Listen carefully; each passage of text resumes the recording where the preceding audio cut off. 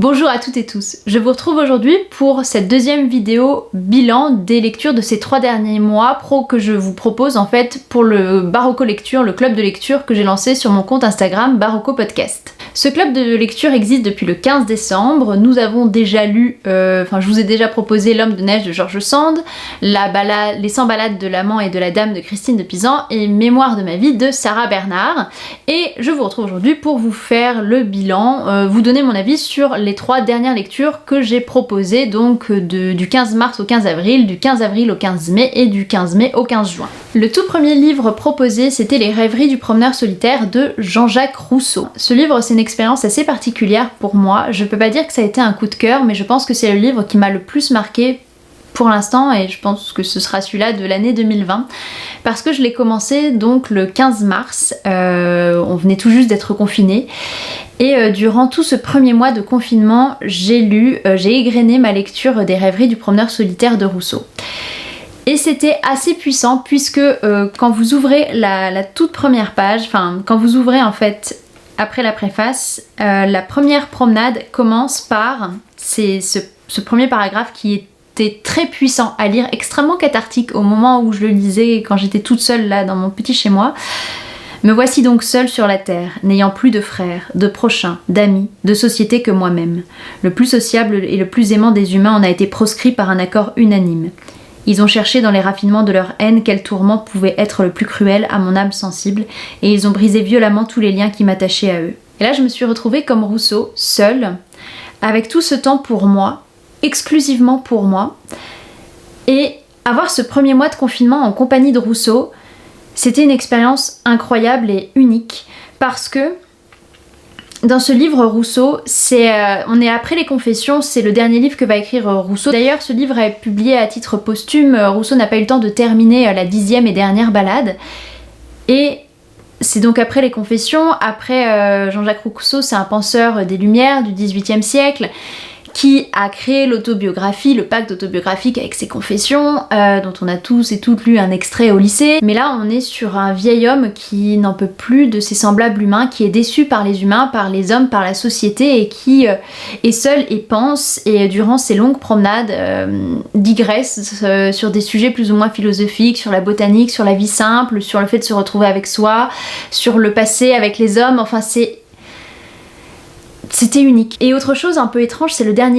tout dernier livre que j'avais acheté juste avant le confinement. Et c'était un peu fou que ça arrive dans mon chemin de vie à ce moment-là de l'humanité.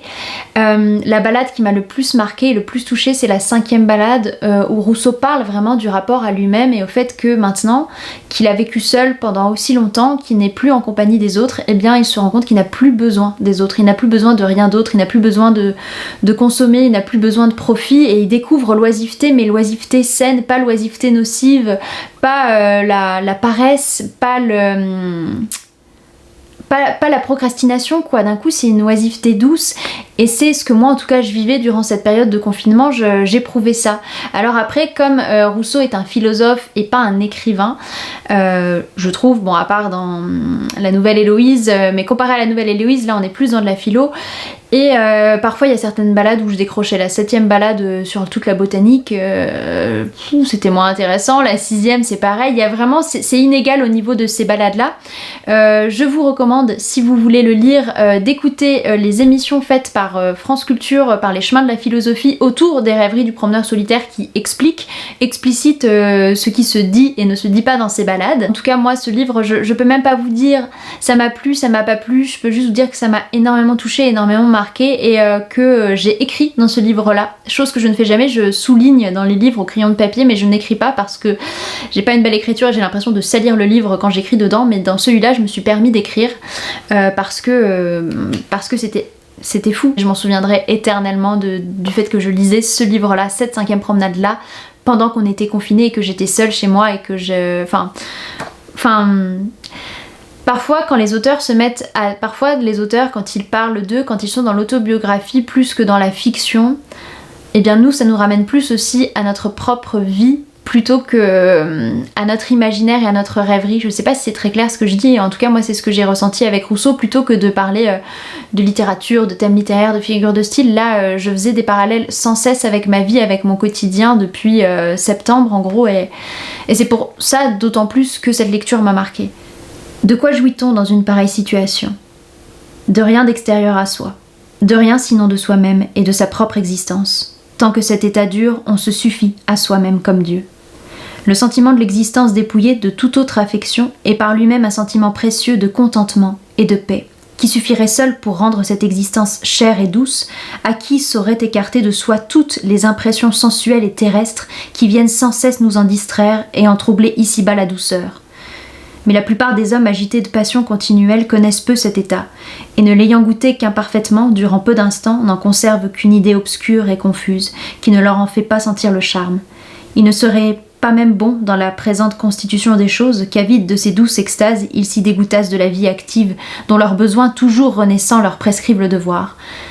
Mais un infortuné qu'on a retranché de la société humaine, et qui ne peut plus rien faire ici-bas d'utile et de bon pour autrui, ni pour soi, peut trouver dans cet état à toutes les félicités humaines des dédommagements que la fortune et les hommes ne lui sauraient ôter. Le deuxième ouvrage qui était au programme, c'était Belle du Seigneur, du 15 avril au 15 mai. Et comme vous le voyez, je n'ai pas terminé. Si vous ne me suivez pas sur Instagram, sur Barocco Podcast, je vous recommande de le faire si vous avez Instagram, parce que j'y organise des lives assez régulièrement pour parler des lectures communes du club de lecture en fait. Et notamment Belle du Seigneur, c'est un livre qu'on a choisi ensemble au cours d'un live. On parlait des prochains livres possibles dont on avait chacun envie, ou qu'on avait dans notre palle depuis une éternité, ou qu'on avait envie de relire. Et j'ai pensé d'un coup à Belle du Seigneur, et ça a convenu à pas mal d'entre vous, donc c'est pour ça que c'était ce livre-ci qui était au programme. Il y a des bilans assez mitigés autour de Belle du Seigneur, et je fais partie de ces personnes mitigées, et c'est pour ça que je n'ai pas continué. J'en suis à un tiers du livre environ, au chapitre 36, et mon problème, c'est que on m'a vendu Belle du Seigneur comme l'une des plus belles histoires d'amour de la littérature, et je ne suis absolument pas d'accord, parce que Albert Cohen, l'air de rien, son écriture, je trouve que c'est du génie, qu'il a un style unique, qu'il s'amuse, qu'il a une innovation dans son écriture assez incroyable, que j'ai beaucoup appréciée, mais en fait qui est lourde au bout. Là j'en suis à plus de 400 pages, j'espère que j'en suis à plus de 400 pages en vrai. Oui c'est ça, j'en suis à 450 pages, il y en a 1000. Et au bout de 450 pages, j'ai compris comment il aimait s'amuser, le fait de ne pas mettre de ponctuation, l'ironie constante, le fait qu'il ait un énorme recul vis-à-vis de ses personnages, qu'il les tourne en ridicule. Voilà, j'ai compris, j'ai saisi, mais au bout d'un moment, là, vous voyez, j'en peux plus, et je l'ai pas terminé. Je pense que c'est un livre que je lirai petit à petit, chapitre par chapitre, même si il y a des choses forcément que j'oublie à force, mais en fait, ça m'a pas assez happé l'histoire d'amour, avec de très très gros guillemets, entre Solal et Ariane pour que je continue. Pour les personnes qui ne connaissent pas Belle du Seigneur, en fait, le résumé c'est de dire que Solal, un jeune homme qui fait partie de la Société des Nations, donc pendant l'entre-deux-guerres, qui est juif en Suisse, tombe amoureux d'Ariane Dôme, qui est une femme mariée à Adrien Dôme, à chaque fois je confonds avec Aurélien comme prénom, qui est vraiment une tête à claque et qui est très très drôle, très très ridicule, que Cohen s'amuse à tourner en ridicule, mais au bout d'un moment on n'en peut plus du Dôme. Solal va tout faire pour faire tomber Ariane dans ses filets. Sauf que Solal et Ariane sont tous les deux aussi dérangés et malsains l'un que l'autre. C'est un peu comme dans Les Hauts de Hurlevent avec Heathcliff et Catherine, sauf que dans Les Hauts de Hurlevent, Émilie Brontë, elle est hyper terre à terre,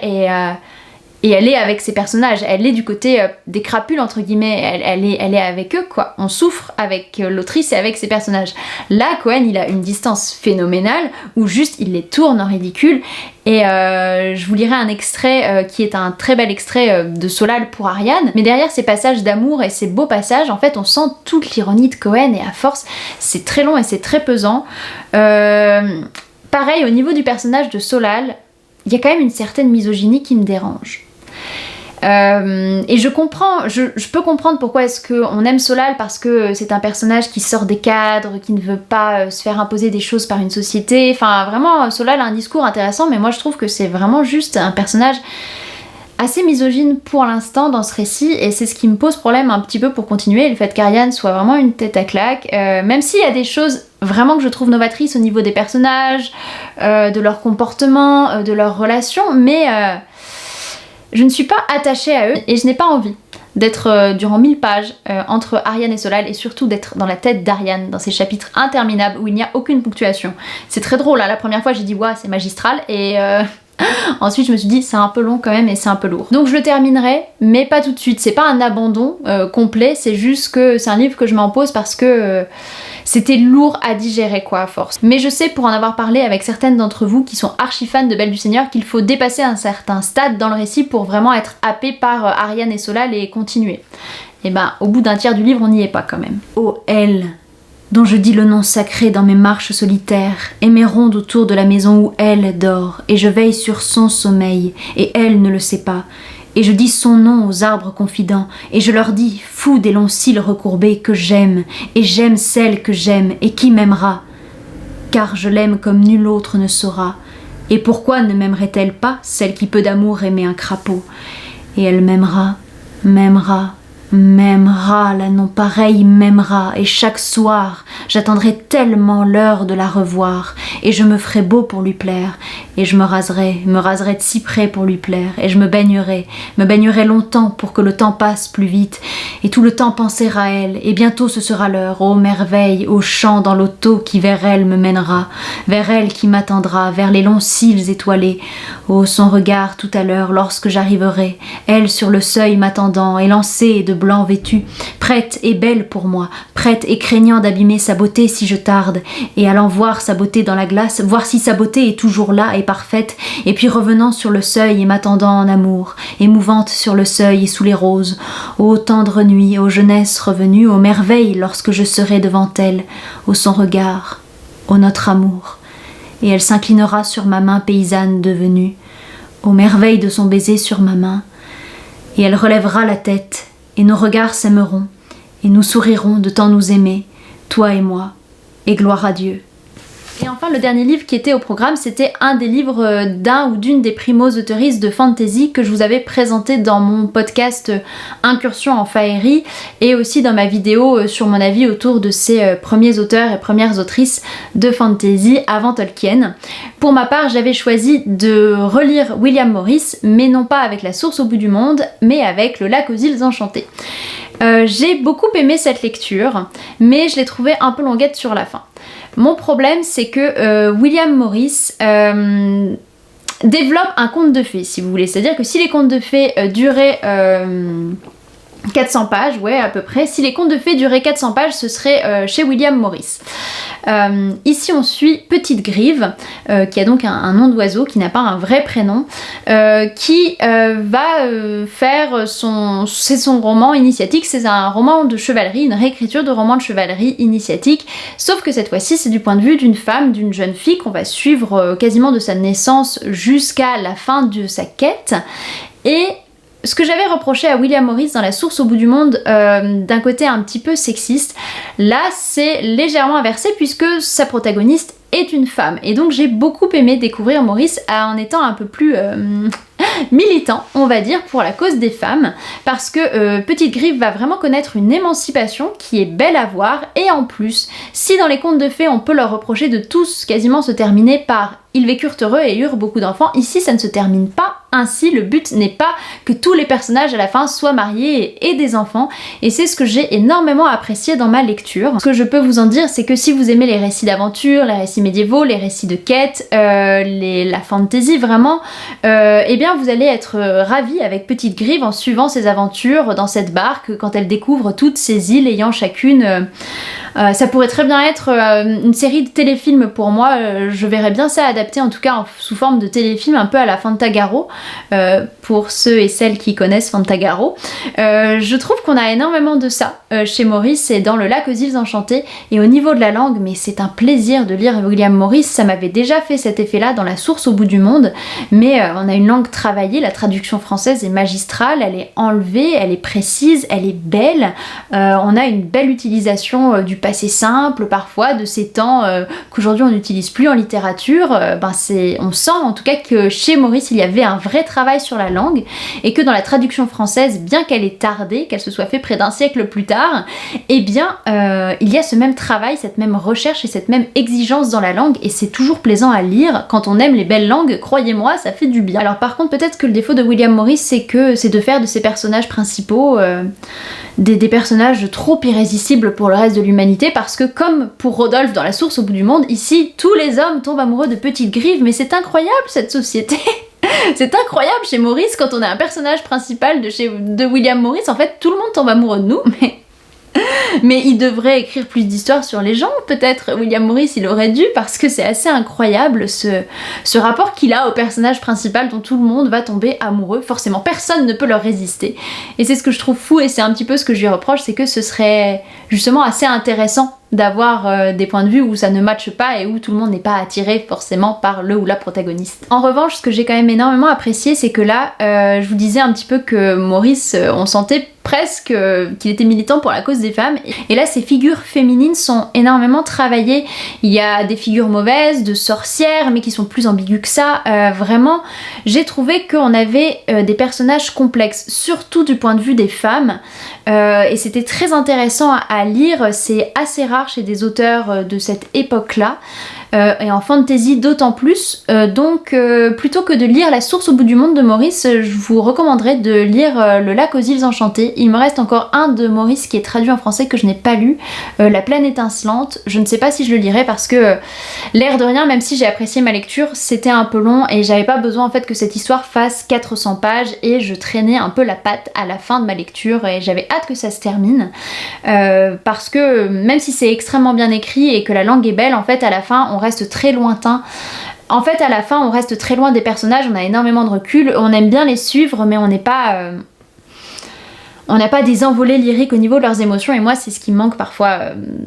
c'est ce que j'aime en tout cas trouver en littérature quoi. Ma fille, je te réponds que l'heure arrive où tu auras à tes pieds les hommes les plus désirables, où tu t'épanouiras ainsi qu'une rose et deviendras véritablement femme.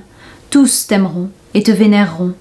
Tu pourras rendre heureux celui que tu choisiras, faire pleurer ceux que tu voudras. Tu connaîtras la douceur de l'amour et tu connaîtras la gloire de dominer.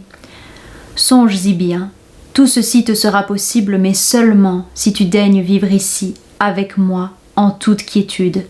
Si tu m'obéis jusqu'à ce que s'épanouisse en toi la féminité. Je t'en prie, cesse de rêver de t'évader. Si tu le tentes, ou bien je t'attraperai et serai dans l'obligation de te tourmenter ou de te tuer, ou bien tu réussiras, et tu iras, sans nom, sans fortune, vivre en exil parmi les hommes. Oui, ils contempleront ta chair avec convoitise, mais tu ne connaîtras pas l'amour, tu ne connaîtras pas la vénération, tu ne connaîtras pas la domination. Ils se serviront de ton corps, et quand ta fleur se sera fanée, tu comprendras que tous leurs mots doux n'étaient que mensonges. Nul homme pour t'aimer, nulle femme pour t'aider. Bientôt tu seras vieille et sénile, et la faucheuse, avant de te prendre et de t'emmener en enfer, se moquera de toi, te dira de toutes les façons que ta vie fut vaine et creuse. Voilà ce que j'avais à te dire. Avant de terminer cette vidéo, je vous présente juste le livre au programme du prochain Barocco Lecture, donc c'est Médée de Christa Wolf. Donc celui-ci est à lire jusqu'au 17 juillet, environ, donc si vous voulez vous le procurer et le lire, allez-y. Ce livre est notamment au programme de l'agrégation 2021 de lettres modernes, si jamais ça peut en intéresser certaines d'entre vous. Voilà, c'est tout pour cette deuxième vidéo bilan autour du club de lecture Barocco Lecture. Je vous dis à très bientôt pour une prochaine vidéo.